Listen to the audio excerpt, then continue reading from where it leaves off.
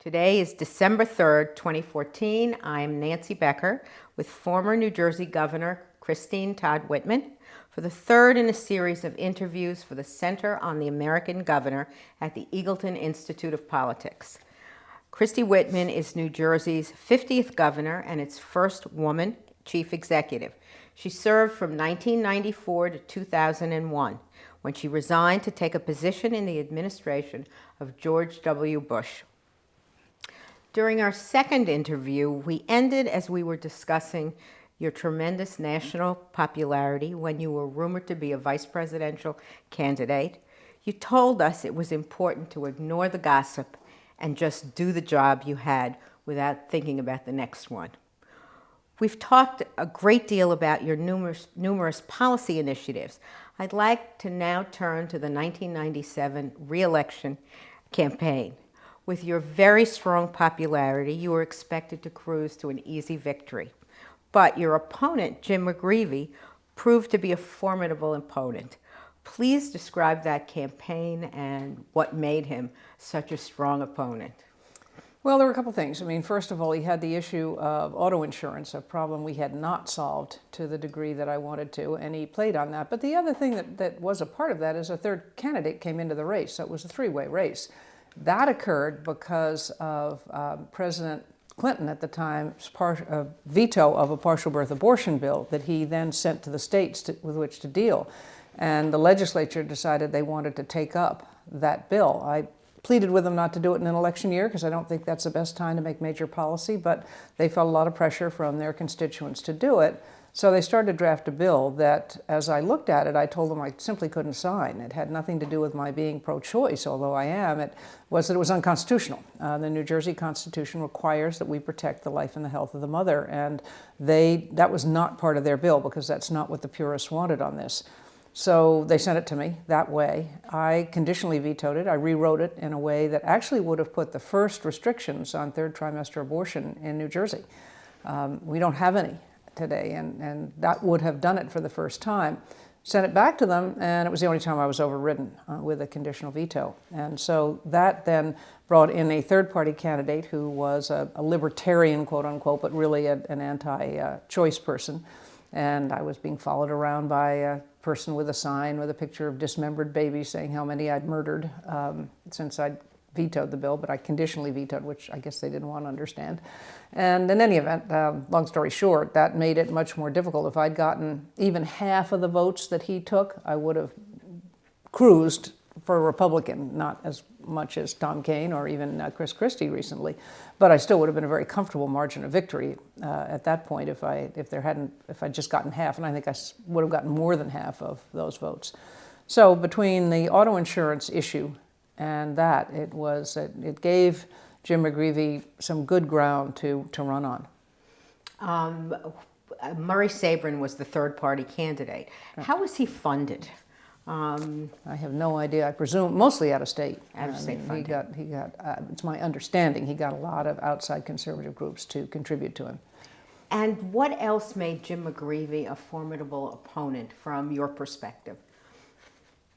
I mean, he's articulate and he's a nice enough guy. So he knows his issues. He cares about the state. All that came through.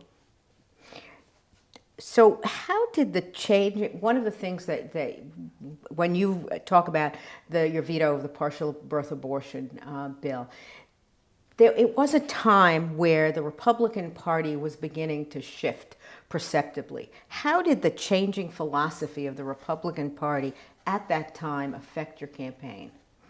Well, I was clearly back in the old camp. I was the Eisenhower type of Republican. People like to say Rockefeller. That's fine too. Not on everything, because I'm a lot more conservative in spending and fiscal matters than Nelson Rockefeller. More like an Eisenhower, I like to think. But in approach to issues, not on the same scale as a Dwight David Eisenhower.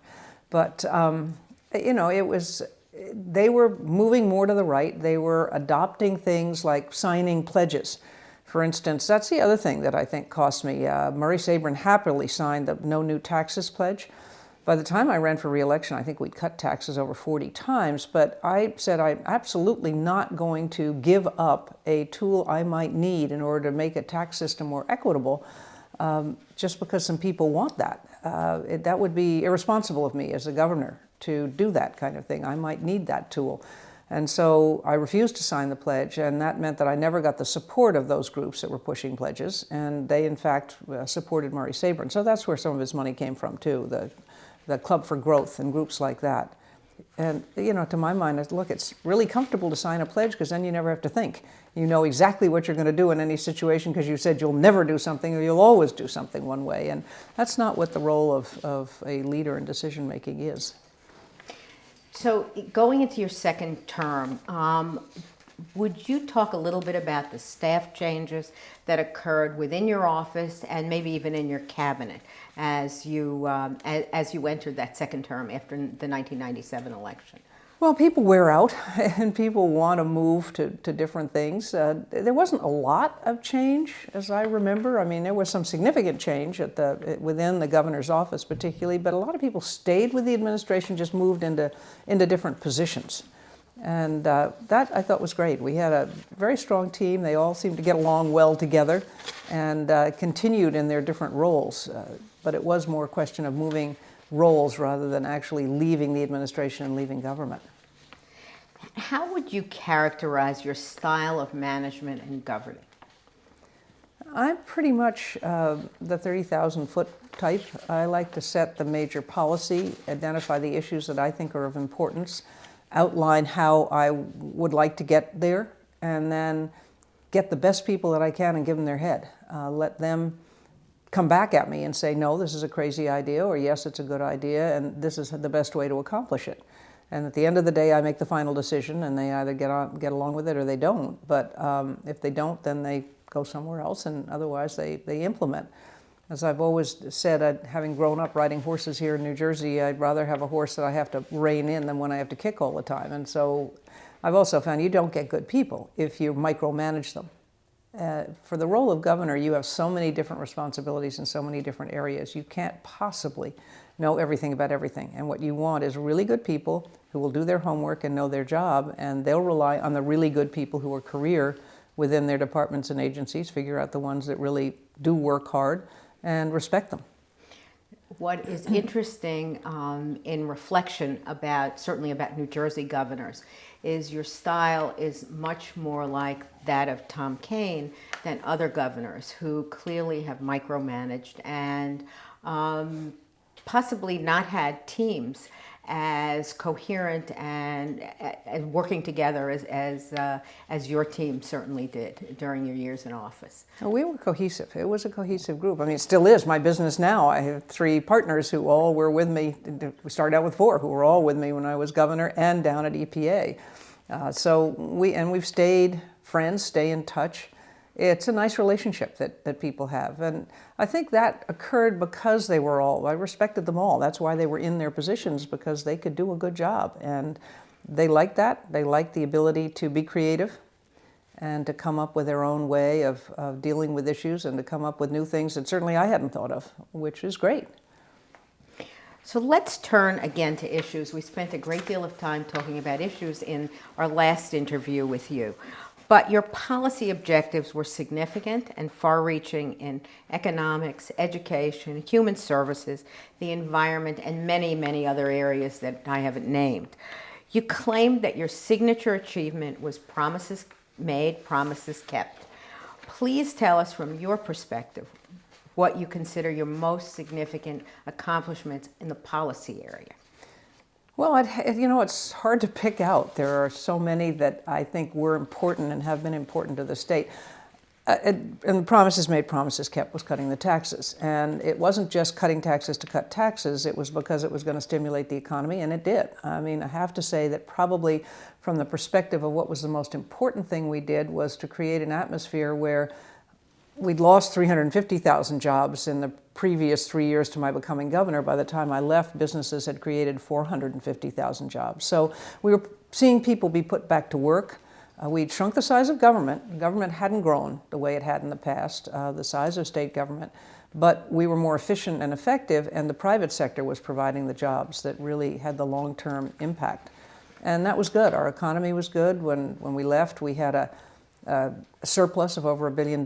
We'd done away with all the one-shots. The pension funds were 108 and 112% funded. None of these, the one-shots in it. We'd eliminated all of those. So we were in good shape fiscally, which meant that municipalities were able to do better because we did give them a holiday from paying into the pension funds because the funds were overfunded at that point. And they used that money to keep their taxes low, which again, their property taxes, which is what affects so many people who, it's hard for people to understand that the state doesn't levy the property tax and doesn't collect it or spend it. That's the local responsibility. So, but they, it's easy to blame the state. So to the extent the state can pick up things that the locals would otherwise have to do, it helps everybody. And if you would just talk about other issues and other policy areas, because you certainly had a tremendous impact on things like the environment, land use, education. Oh yeah, I mean, that's why I say it's hard to pick out any one. Certainly a lot of people talk about the million acres preservation, but I like to look at the fact that the National Resources Defense Fund said we had the best beach monitoring program in the country. We instituted a new beach monitoring program because the shore is such an important part of our economy for tourism, and the waters were not clean when I took over. We put in pump out stations for small boats. Sounds like a little thing. We didn't have any when I became governor. I think we had one. We had about 7 when we left, and that means that instead of dumping all their stuff overboard from all their heads, all their toilets, they went into a place that cleaned it. And you were able, actually, we brought shellfish beds back, numerous shellfish beds, and that was important part of our economy for people living on the shore. You had the clams and the oysters and things. So that was all important, preserving open space, farmland preservation, putting together a coherent plan, which is what that million-acre proposal did, the $1 billion bond issue. It wasn't just open space for open space. It was parks that were contiguous, expanding parks and urban centers, farmland that was contiguous so that farmers didn't have to run into problems with new developments next to them when they took their tractor on the road. They didn't have to drive a long way to get to the next field and therefore tick off everybody who had got stuck behind them during the hay season or the harvest season. Things like that were very important. But I also look on we had curriculum standards for the first time in 6 major areas that we hadn't had before from an education point of view. We started the V-Free campaign, which was violence, victimization, and vandalism free. And that was taking off in many high schools. That was run by our Secretary of State. Unfortunately, that went away, but it was done by kids, for kids, and they pointed out what they needed, whether it was an after-school program or whatever, and they helped devise and set them up and run them. And so that gave them ownership, and it really was making a difference. But then you look at something like the juvenile court system that we put in place, which I think is enormously important. I'm glad to see it's been built on since then to try to take juveniles out of the real criminal justice system for minor crimes, drug-related crimes particularly. If they're caught with a joint or something, they shouldn't be put into the adult system, and we need to deal with them differently. So deinstitutionalization, too, was a big thing that we did. Difficult, hard, but what made me feel good is the parents who had been the most concerned about what we were trying to do, because we had big facilities at that point where we were just warehousing young people and young adults, and we felt they could do better in a community setting. All the professionals were telling me that, and so we went ahead and did it. A lot of parents were really skeptical. They were afraid. They thought their children or their young adults who had developed a pattern and a habit would be so disconcerted by a move that they'd never be able to cope. And I had parents coming up to me a year or so afterwards saying, my son or daughter is doing things I never thought they could do. Their independence is terrific, and that's really important. And welfare reform, another big part of what we did. I was one of the team of governors, or about 4 of us, who went down to Washington 3 times before we got a bill that we could get the president to sign. And then we took maximum advantage of it to put requirements in that people had a certain period of time where they would get the help they needed, but then they had to either be looking for a job, taking training, or in a job. But we also recognized that particularly for single moms, and a lot of the population were single moms, that was it. They were moms. They had kids, and they were going to care. And you can't just say, go out and get a job. And, oh, by the way, it's tough if your child becomes a latchkey child. So we provided help for them to get daycare or get after-school care. We also did a lot to get them health care, because that was something that they cared about. And it was a backdoor way of getting them in to get preventive care. If they took their children to the dentist, they might actually see the dentist as well. So we gave them help with that, which improves the health of everybody and is good, better for learning for the kids and better for society as a whole. So I'm going to go to a slightly different question, which is a legacy question. And it's somewhat different for me when I think about it than accomplishments. In the interviews we've conducted with your cabinet members and staff, we've asked them to reflect on your legacy. We'd like to know now what you consider your greatest legacy as governor. Hard to know. I mean, it's other people are going to define it. I know what was important to me, and frankly, it was all those things we've talked about. Making a difference, a positive difference for the people of the state of New Jersey. I used to tell the cabinet that I'd give them 25 cents every time they worked in making New Jersey the best place to which to live, work, and raise a family. If they remembered that line, that was what our goal was, and they'd get 25 cents for saying that. But that's really what it was about, and so that encompasses a lot of things. There's no one thing that makes this state more attractive. We had the whole initiative on Many Faces, One Family to celebrate our cultural differences, because we are a state of immigrants, and it's got 150 different languages spoken in Jersey City alone, and that's great. That's our strength. That's what makes us interesting and good, and we need to celebrate that. And we had Girl Scout troops that developed patches for that sort of thing. So it's hard to say. I mean, hopefully the legacy is one that people understand you can do good and do good policy and still have a good time. And we didn't have any corruption. We didn't have anybody being investigated or anybody go to jail or anything like that. So hopefully that people will understand that you do have people in public office all through. I mean, the entire cabinet, everybody who worked there in state government, you have really good people who want to do what's right. And they're not just in it to skim the system or game the system. That there can be good policy done well and done honestly to better the lives of others. So some of your staff, just to add to what you've said, some of your staff and cabinet members have cited your ethics, your style of management that empowered them to do the best job they could, and the fact that you were the first woman governor, and so clearly you were a role model, and a role model for girls and women who had never seen a governor, certainly in New Jersey, that was a woman. So those were three of the things that they named in terms of working with you during your 7 years in office. But I think of as legacy as something that's going to last, and I'm not sure those things have necessarily lasted. They were endemic of how I approached government and the people with me, and the standards that we set, and the respect we had for one another. It doesn't always last. I mean, if you talk about legacy, it probably is the million acres, bringing jobs back. But it was very, very clear that those were the kinds of things that they talked about that were beyond and different from the policy issues, which certainly were significantly important. But that was a theme that came I think through. I was accused at times of being a little too harsh as far as the ethics go. There were a couple of times where people didn't do anything illegal, but they were skating too close to the edge for me to be comfortable, and I asked them to step aside. They made some poor decisions, and I just didn't. The most important thing for me was that people have to have trust in their government. They have to believe that they really are focused on them, and that you're honest, that they can trust them. If you had the opportunity to redo anything, what would you have done differently? Well, probably the major thing is the pension bond issue. Presented in a different way. I wouldn't have done it differently because we had a certain time frame where the market was doing really well. And so what we wanted to do was, as we described it, but too late, as to redoing a mortgage, taking advantage of lower rates. And that's what we did. We took the bonds, outstanding bonds we had, and we went back into the market and were able to get a much lower rate. I think we saved, over the life of the bonds, the taxpayers some $61 billion long term.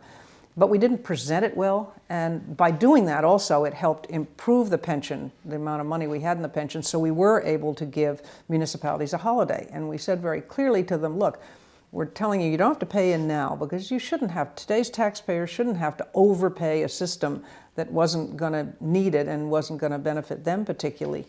But it was only a holiday, it was going to end. And we were very careful about how we anticipated how much money we would be getting from our investments. We were very conservative on that, and unfortunately some of those that came after changed the assumptions that we'd made, locked in much higher ones, also added obligations onto the pension system. They increased the pension obligations by about 10% without allowing for that in the funding.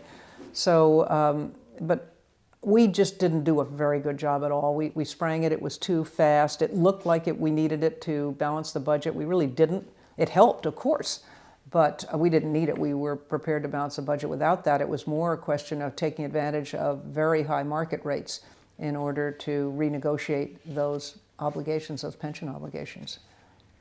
Is there anything else that you would have redone? Oh, I guess I probably would have spent more time with the legislature, but I'm not sure that would have it still wasn't going to make me one of the boys. I didn't come up through the legislature the way so many governors have. I wasn't in the legislature before, and of course, my previous run for the Senate, I hadn't gotten a whole lot of support from many of the Republican establishment, as it were. And so I didn't know them anything, and they knew that, and so I think it made them a little bit concerned. We did make outreach. We invited people for donuts and coffee in the morning to see if we wanted to discuss issues, and a couple of them came, but not many. But, you know, I didn't do, one thing I feel really badly about that I would redo, when we renamed the Byrne region, I did not call Brendan Byrne, and that was really inexcusable of me, not to have called him ahead of time and said, look, I know he would have understood if I'd said to him, for fiscal reasons, it doesn't make sense. I'm sorry, but it doesn't. And I'm sure he would have been gracious about it, because he is. But, and I wasn't gracious. That was a real failing on my part. I did not do that well. Have you talked to him since about it? Oh yeah. No, we're fine now. I mean, won't say we're buddies, but we get along very well. With a year left in your term, you decided to leave New Jersey and accept a position as EPA administrator in the administration of George W. Bush. Why did you choose to leave, and did you ever regret your decision? Oh yeah, we all make mistakes in life, and I certainly regretted that. No, that's not fair to say. It was an extraordinary honor to serve at the federal level. I was there at unbelievable times, 9/11 and the Challenger and anthrax and all those things, in an agency that makes a big difference. I had not wanted to go to that agency. When I was asked by the vice president-elect at that point to consider joining the administration and EPA, I said, I think I'd do much better for you in Commerce or at the United Nations. But because I'm pro-choice, I wouldn't have gotten the United Nations, because they make decisions on birth control, but go figure. And Commerce had already been promised. So, I agonized over it. I really wasn't that excited about going to the agency, as I didn't want to be focused in on only one issue on the environment. But it's pretty hard to turn down a president-elect who asks you to serve at the national stage. That is an honor, a high honor. And the other thing is that when you're in your last year in New Jersey, because the governor is so powerful in New Jersey, you have about 3 months. And even then, it's marginal whether you can do anything really new, you're just locking in your legacy, which is important and fine, and I wish I'd actually stayed around to do more of that, because a lot of it got undone, unfortunately, in an interim year, in that gap year that people often forget. But it was one of those things that I like, being able to do new stuff and bring on new programs. And so you knew everybody was focused on the next election, and you were kind of holding place and locking things in. And when you have the opportunity to serve at the federal level like that, it's pretty tough to say no, even though I did push back a bit. And I'd say it was a mistake simply because I would have liked to have locked in my legacy. I would have liked to have been here in the state to have helped New Jersey get through 9/11. It was important to do what I did at the federal level in spite of all of the grief that's gone on. There were the second guessing about what we said at the time on air quality, although it was all based on scientific analysis, so I stick by it. But a lot of those people were personal friends. A lot of the Port Authority police, particularly the head who died, was someone that I'd helped his career along. And I also had very good friends, obviously, who were killed in that as well. But I would have liked to have been here for the state a little bit more in that. But then I was doing something at the federal level that was very important as well, and then we had the anthrax attack, which happened right after it, and EPA was responsible for all the cleanup and setting the standard for what was safe on anthrax, because the Center for Disease Control didn't have a standard. We asked them what it was, figuring they were the right ones to set it, and they said, we don't know, you set it. So we said, okay, zip, zero. And we had to do all that cleanup, a scope that had never been done before, and particularly in the Hart office building, the Senate office building, because that was very, very complicated. And then the Challenger, when that went down, we were called in to help NASA with the cleanup, and I sent our special response teams. Then I tried to get them back, and NASA didn't want to give them up because they were so helpful in that.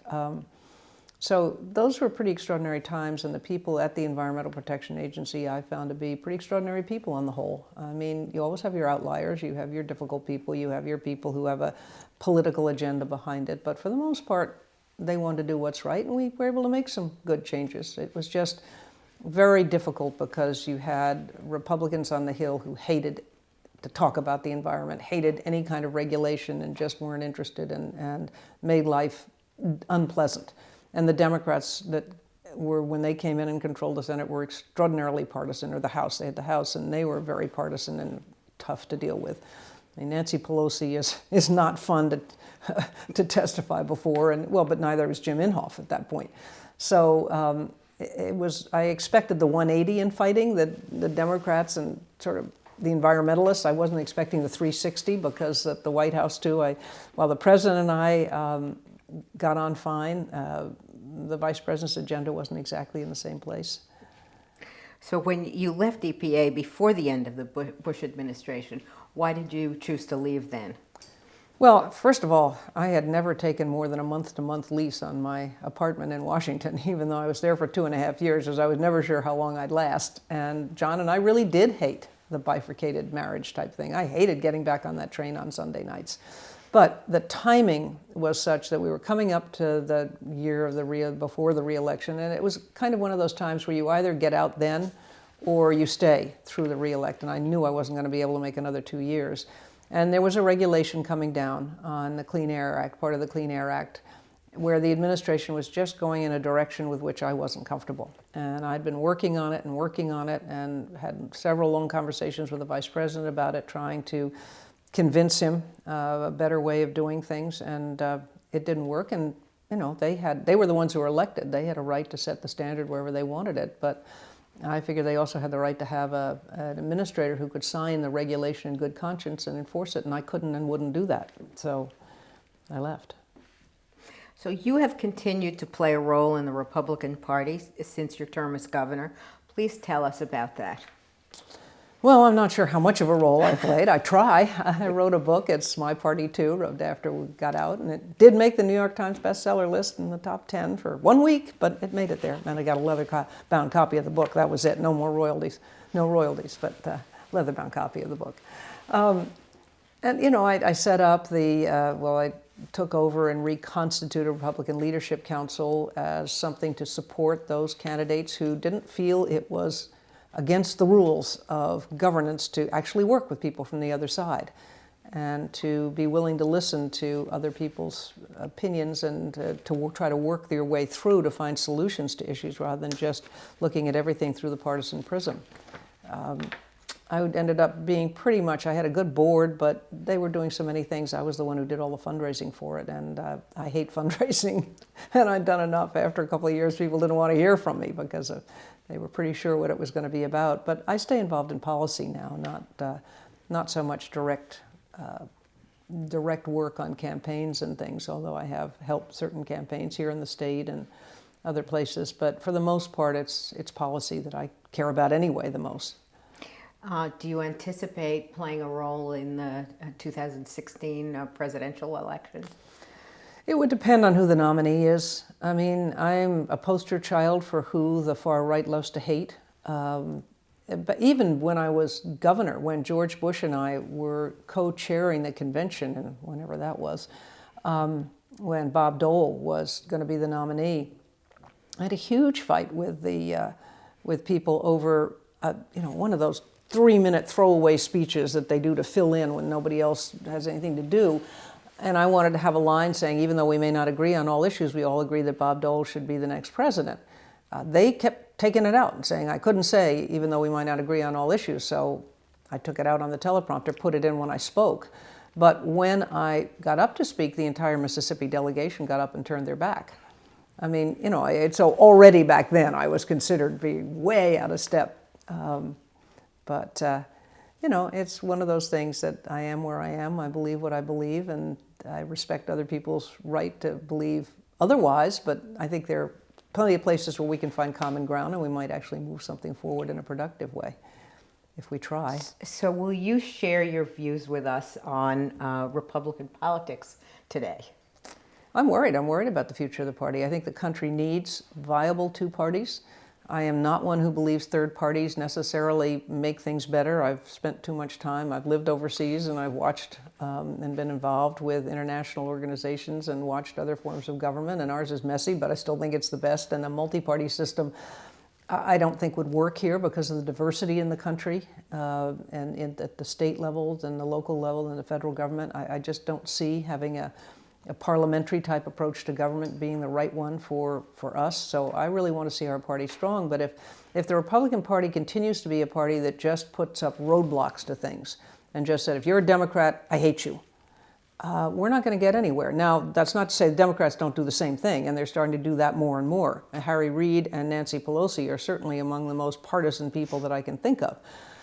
And they're not doing much to improve the atmosphere, but if we don't start to stand up as citizens and demand a change, we're going to end up with a very dysfunctional government. And if you read any of the books about our forefathers and the founding of the country, you'll know that compromise is not a dirty word. It's finding consensus, because those gentlemen did not agree with one another. And there's a wonderful book out now called The Return of George Washington, but taking him from the time he resigned as commander-in-chief to when he became president while he was chairing the Constitutional Convention, and to do away with the Articles of Confederation, which clearly weren't working. And they were people with very strong opinions. Thomas Jefferson did not agree with Washington, and there were a lot of different opinions, but they were able to work their way through because they understood they had to do that for the good of the whole. Tell us what you've done since leaving the governor's office. Well, I wrote the book. I started a business. We do energy and environmental consulting, and as I mentioned before, I didn't mention it was all women. It is all women, not because we set out to do that, but that's what it is. But they're all people with whom I've worked now for numbers of years, both as governor and at EPA. They all came to EPA with me, went down to EPA with me, and I like it because we are in that nice position of being able to say no to clients who we don't think are doing the right thing. We don't lobby at the Hill. We will introduce people to the executive branch of government, because if they have a problem there, tell them where they need to go, or if they have a new product that we think is viable and scalable, we will help introduce them to the right people. We were very involved with building a city in South Korea that was the first LEED neighborhood development green city. I'm not sure it ever got that official title, but that's what we're working toward in all the buildings, where we got them to make all the buildings LEED certified. One's platinum, gold, a couple of silver, and the rest are LEED. And it was great fun to watch that go from just a ground to actual buildings and a city, an entire city in South Korea. And so we've been able to do a lot of fun things like that. And then I stay involved with a lot of other things. I'm on a couple of publicly traded boards, a private company board, and then a lot of nonprofits that keep me involved in policy issues, everything. I now chair the board of the American Security Project, and I chair the executive committee of the Eisenhower Fellowship Program, and I'm on the board of the Council on Foreign Relations, and a number of other, on the Harvard, the Institute of Politics at the Kennedy School up at Harvard. Things working with young people, things working with people who are interested in government, and obviously do a lot of work on the environment. Of Clean Safe Energy Coalition on nuclear energy. So there are a lot of different things. So you clearly are very busy and not ready to retire. Well, no, but I do like to spend, I like the fact that now I can spend some time with my 6 grandsons. Which is great. Not enough, but I can spend time with them. Is there anything that we've left out about your administration that you'd like to add, or anything we've left out that you would like to be on the record talking about? I can't really think of anything. You know, it was just an extraordinary opportunity. I was very lucky, and I still maintain there's no better job because of the power of the governor of New Jersey. You can really do things that a president can't do. I mean, you have much more control and influence than a president. And yet you have the 3 branches of government, but the Constitution gives you power. And that, I think, is good for everybody involved. The public knows who to blame when things go wrong, because you're kind of it, and it's your team. It's not a series of elected officials, some of whom might be wanting to take your job and undermine you. It's happened so often in other states. So it's a really nice, it's a great job to have, and it's a real honor to be able to have it. I thank you very much, former Governor Todd Whitman, and on behalf of the Center on the American Governor, thank you again. Well, thank you, and I really appreciate that that Rutgers Eagleton is doing this, because you know, there's so many things that governors undertake, and I hope that they do get to expand it to every state in the nation. A lot to learn.